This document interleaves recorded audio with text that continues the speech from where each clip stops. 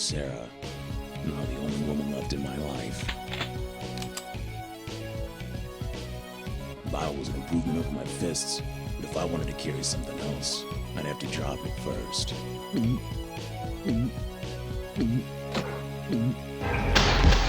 It's cheap shit, but it'll help ease the pain.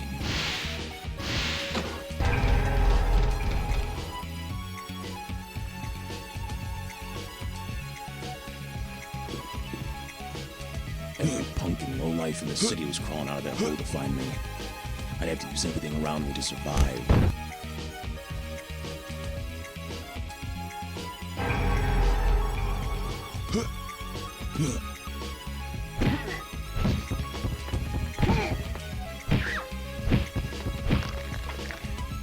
Things were gonna get pretty hairy from here on out. I picked up the phone and dialed the only man I could trust, Flynn Hager, former fellow officer turned amateur pro wrestler. He was just the sort of friend I needed.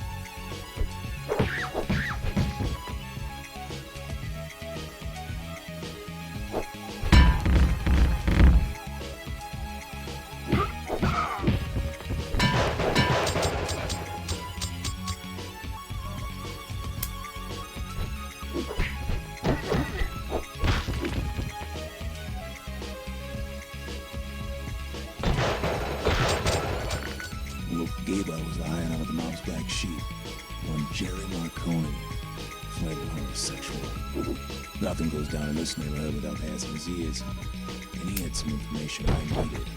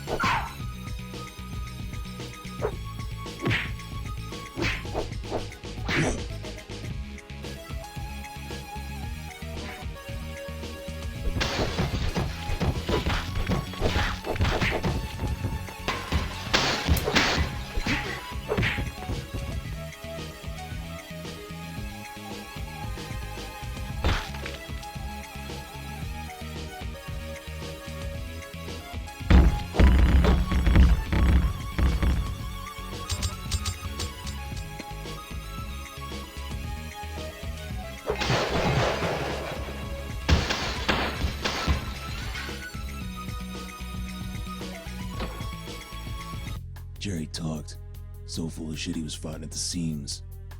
Kept on glancing nervously over my shoulder at these 5 bull queers. I'm walking this way, Christ. I never did like the YMCA.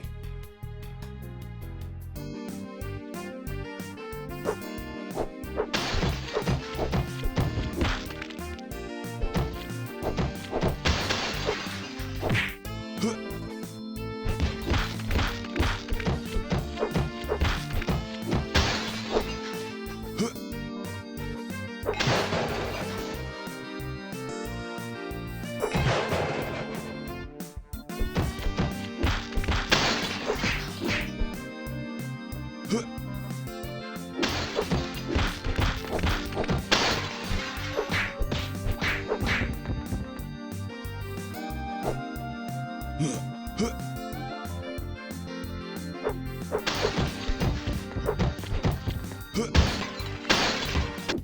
barman was real loquacious after I dusted his fuck buddies.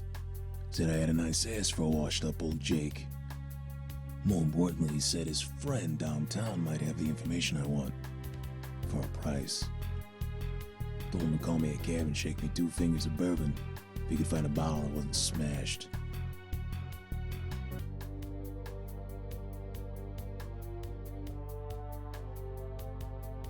Cab was waiting for me out back, but something didn't sit right. I had to decide if I wanted to follow Marconi's tip and take the cab, or ignore his advice.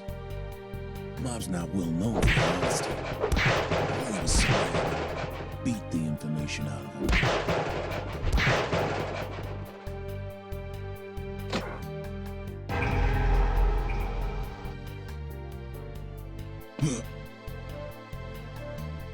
Jerry was an effeminate fag, but he was still a hardened criminal. Trashing him would net me nothing. Perhaps his car might make a good bargaining chip.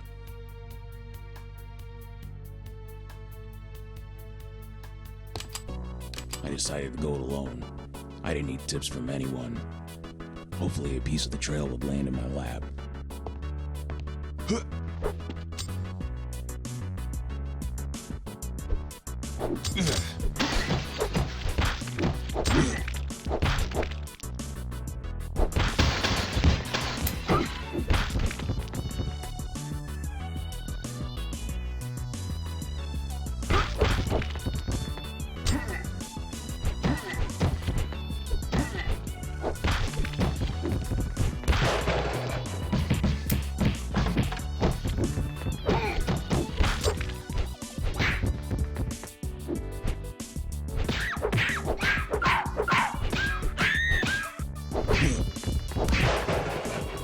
These things don't always work.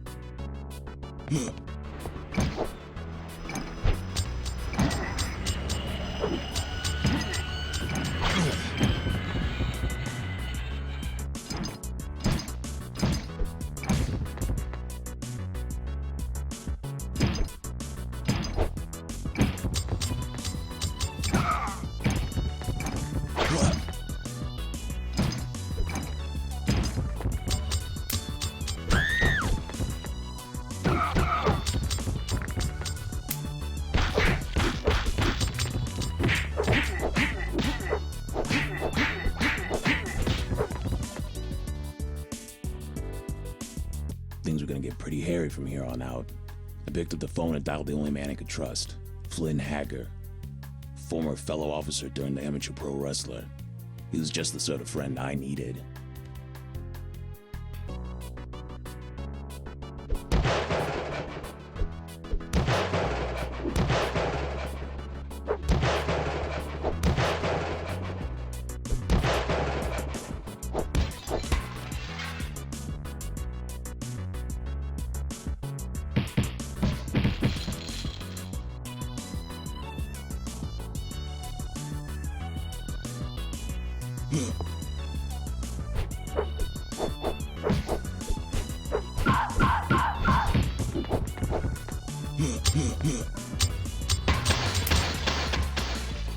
God, my hands. My hands are covered in blood. I don't even know if it's my blood or not. The hell with it. Doesn't matter. Let it bleed.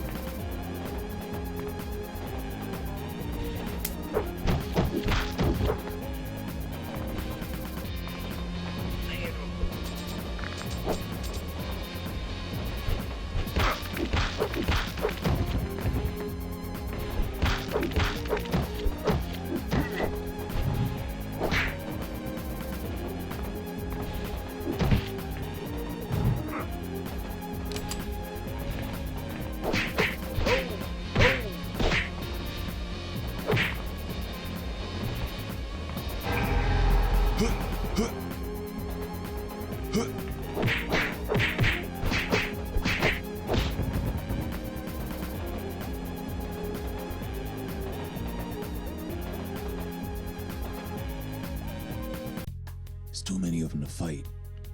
They're all around me, staring with their dead, hungry eyes, like ghouls around a corpse. The leaders of the gang walk through the press of bodies. Looks like they got first dibs on taking me apart with their bare hands.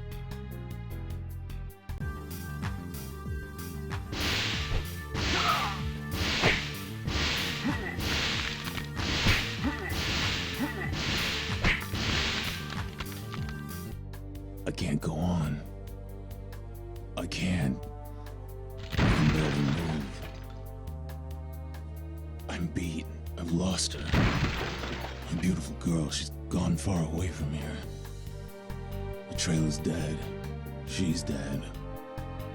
In my heart, I know. She's dead. I don't get up when the door opens behind me. I don't flinch at the hand on my shoulder. I don't recoil from the tight rein of cold steel pressed against the back of my neck. Because I know where she is now. And I'm gonna join her. Soon. Daddy's coming, baby.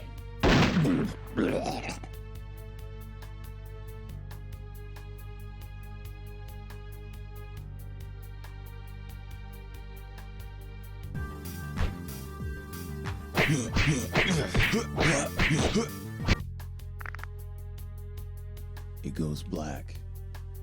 I feel nothing.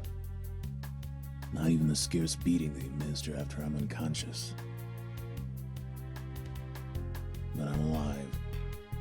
When my eyesight returns, I find myself lying in bed, bandaged and naked, sitting in a rundown apartment, not much different from my own. It takes me a few seconds to become oriented, and I realize I'm not alone. Middle-aged woman, mid-40s perhaps, is entering the room with a bowl. I can smell the aroma from my bed. Gambles. I sit up, my sides still ache and I wince with pain. She rushes to my side to help. After my soup, I sit up feeling better and eager to find out more about my host. She lays out the whole story for me, finding my body in the alley behind her house, taking me in and nursing me to health. Apparently it's been almost 2 weeks. She's a warrior. Valkyrie come to my aid. I tell her about my history, how I came to be in her company, the kidnapping, my daughter. I don't know what I've said, but it upset her. Between sobs, she tells me her own son has gone missing. He's been missing a few weeks ago and there's been no word. She says the police have a man investigating, but nothing's come of it save for a small lead. Small lead. That's all I need. She mentions an old farmhouse in the countryside. Said the officer briefly talked about it. My joints ache, but I bear the pain like so many times before. She pleads for me to stay. Says I need to rest. I don't know what I'll find, but I asked to borrow her car. Tell her to stay behind. I couldn't bear another. Don't talk about your daughter in the past tense, old man. Can't think like that. You'll find her. And if you're lucky, help a friend too. I owe her that much.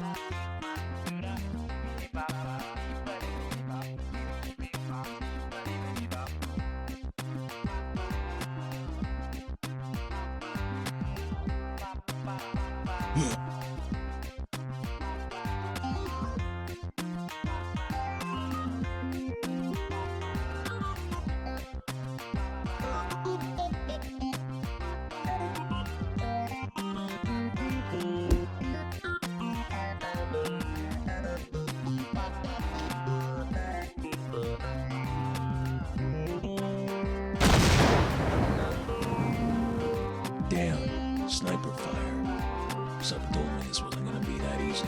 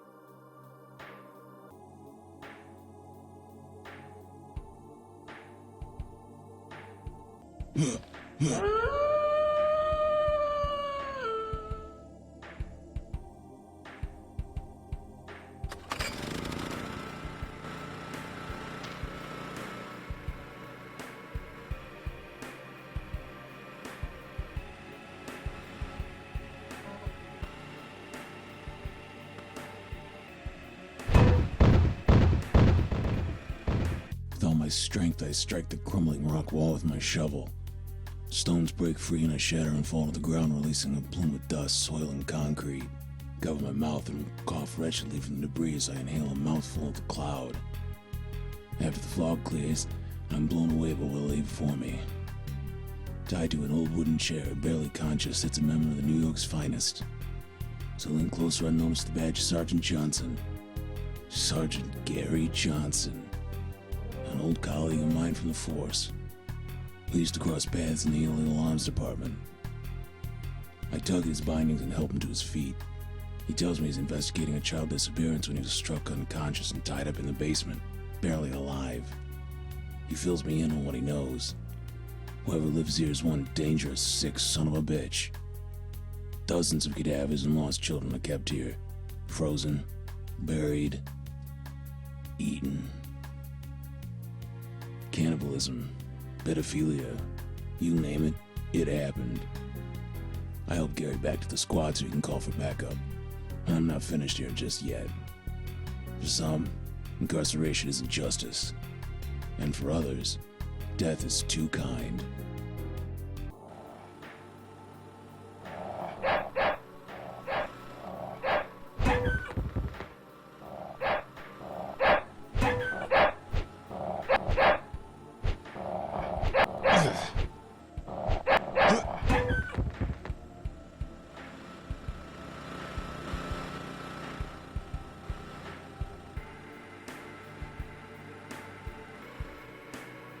I'm gonna need something stronger to break this.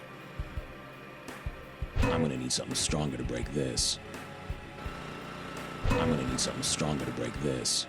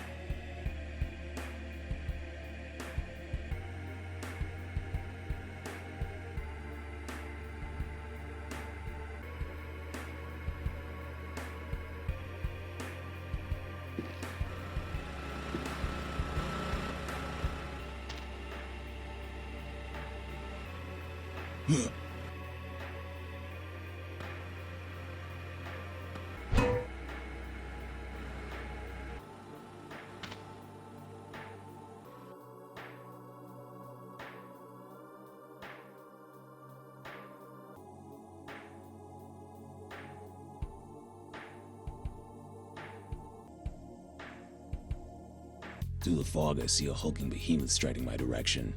He's huge. Goliath to my David. 30 stones easy. He doesn't speak. His heavy brow hides the gaze of his eyes. I sense a rage welling up inside me, greater than I have ever felt. It's time to fell this son of a bitch now. He's huge, but that means he has huge guts. Rip and tear.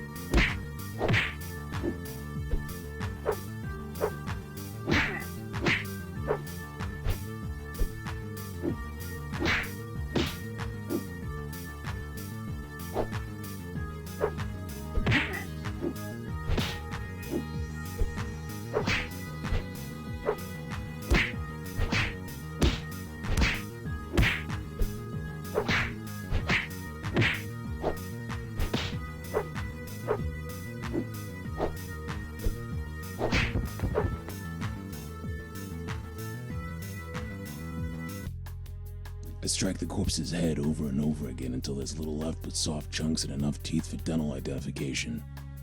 I spit on the body for good measure. Feels good. Too good. I stumble back to the squad car covered in blood. Gary doesn't ask questions, just fine since I'm not in the mood to answer them. After a few minutes, he asks what brought me to the backwoods farmhouse. I fill him in. The woman and a missing son, the kidnapping and my daughter, and the bloodshed on the way. I catch a quick glimpse of Gary's face. It's swollen, bad, and bloody, but I still see it. A look in his eyes that tells me he knows something. He doesn't say much. He doesn't have to. A name. Peter Crisp. Head of the Phlx Corporation. My wife's former employer. Find him, he says, and I'll probably find the answer I've been fighting for. The squad car slows to a crawl and stops in front of an enormous pillar of concrete and glass. Gary tells me my business is my own, but he'll have no part in it. Nor does he want to know what I have planned. He drives off into the night until I only hear silence. I find myself standing at the Phlx building. I'll either leave with my daughter or in a pine wood box. It'll end no other way.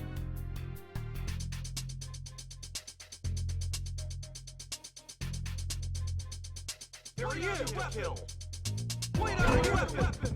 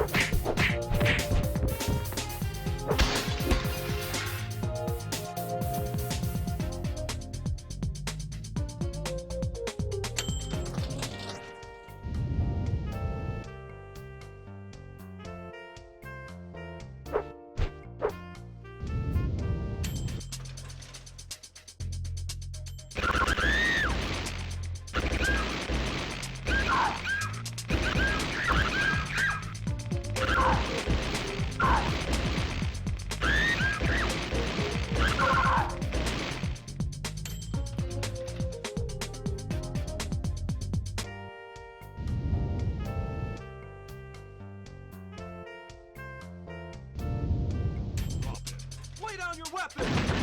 Lay down your weapon! Shoot to kill!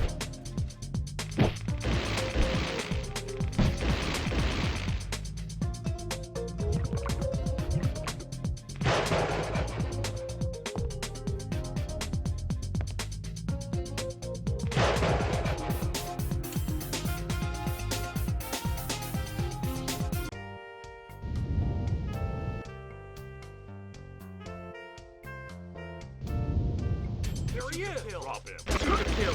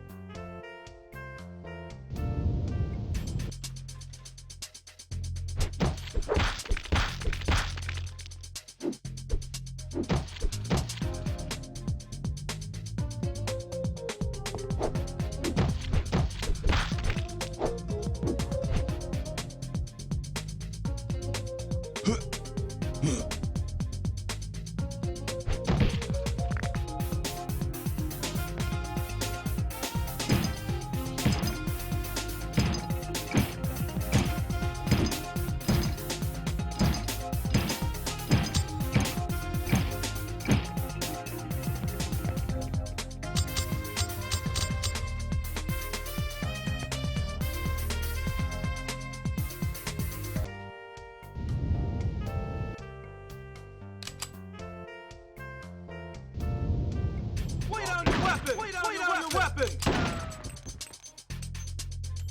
Shoot to kill!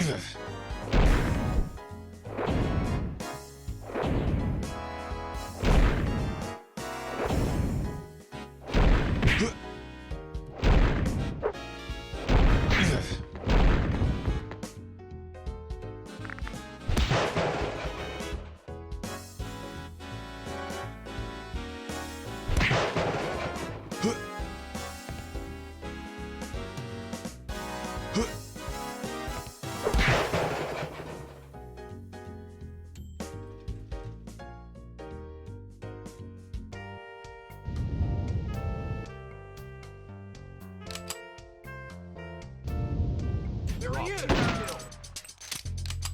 Drop.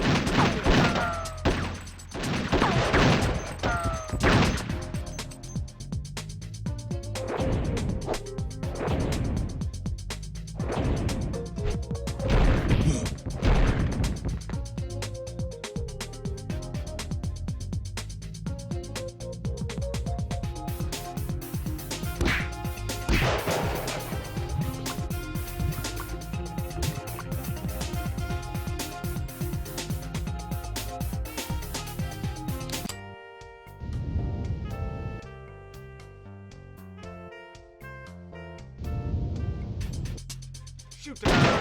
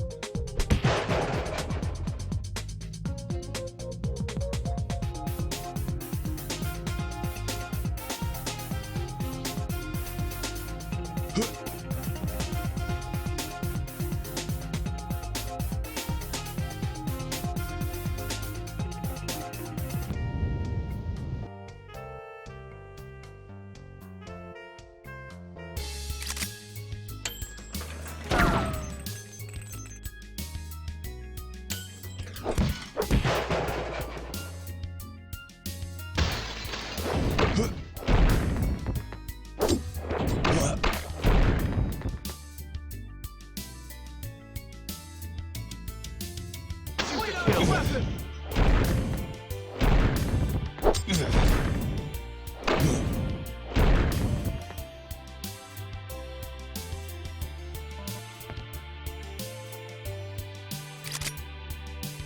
Wait on your weapon! Wait on your weapon!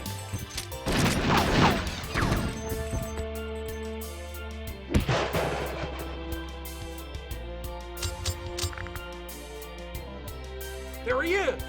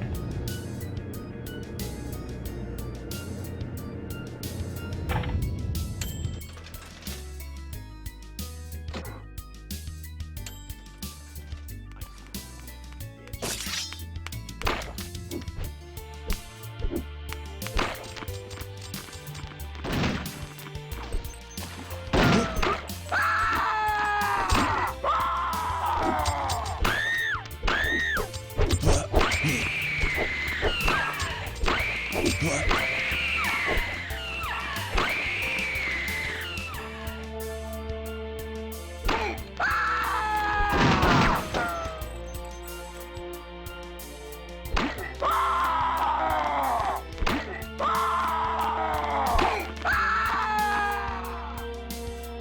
down your weapon!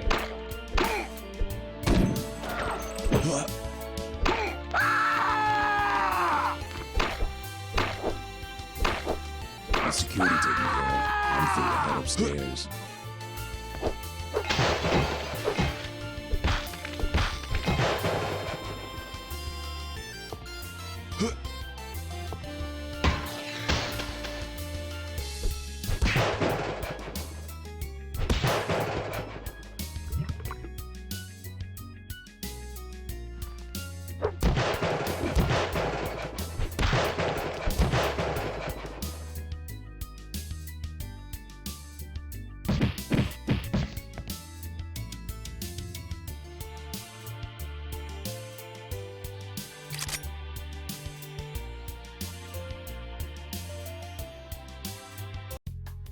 Peter Crisp, head of the Phlx Corp, looks at me with a bit of rage.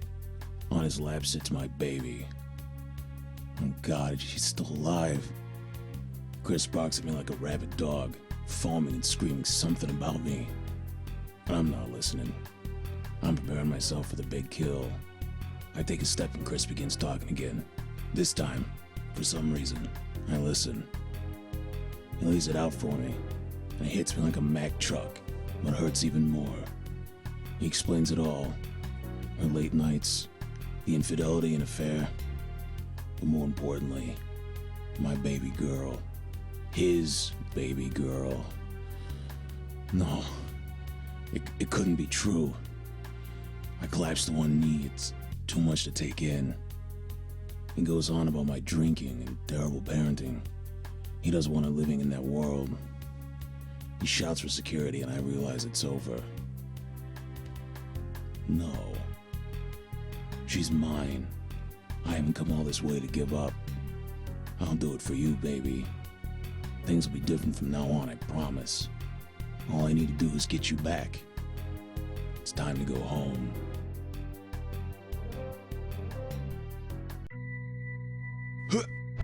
Crisp takes the full force of the impact and reels back in his wheelchair. But he doesn't stop. His chair continues to careen backwards. I run, frantically, to beat it to the window, but I'm not fast enough. Crisp, the chair, and my girl all tumble from the office to the ground below. I can't watch. She's gone. I sit on the floor, weeping in my arms until security arrives. She's gone and it's all my fault. If only I had a second chance.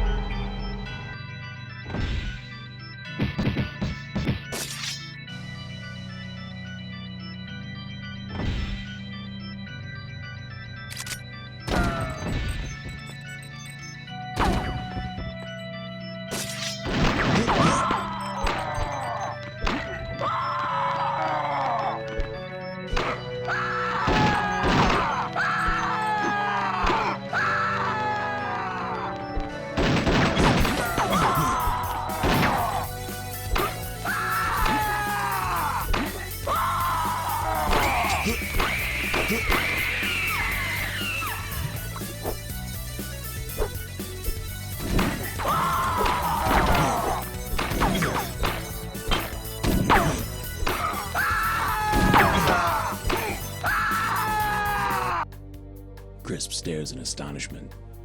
Every hired goon, every security officer, finished. Every obstacle Phlx had at its disposal, every instrument in their arsenal defeated. No man was gonna stand between my daughter and me. Not now, not after what I've been through. I take a step forward and stop. Don't hurt my daddy, she says to me. Her words are knives to me. They sting. Even worse than the bullet that tears through my shoulder seconds later. She's holding a small handgun. 2 more shots ring out and I'm down. The doctors do everything to save me. Why bother? I'm sitting in my hospital bed thinking about the last months.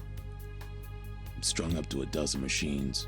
Beeping and chirping, they tell me I'm alive. At least physically. Inside, I'm already dead. My daughter's spoken. It's not me she wants. I can't blame her. No child would choose a drunk, violent, clinically insane man to take care of you. I hope she's happy with her new family. Hopefully they'll provide her what I couldn't. The doctors are out and the night staff is busy elsewhere. I reach for the bottle of pills next to me. Nobody will complain or raise a fuss about this old man's death.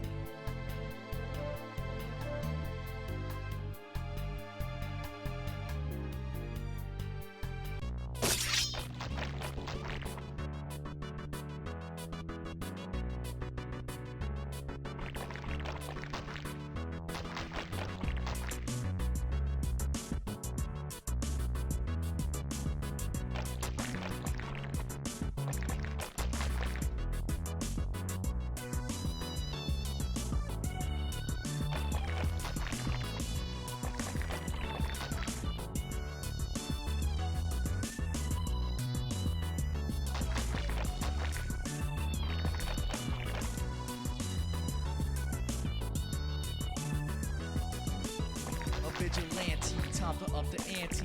Cause understand you can't kill what you can't see. And if you come with full force, realizes what you can be is in a body bag if you plot against me. Roll over, look, it's like I told you, you played that coin against me and now it's game over. Straight up, you made me answer the call. I saw that you made a mistake when I had it was wrong.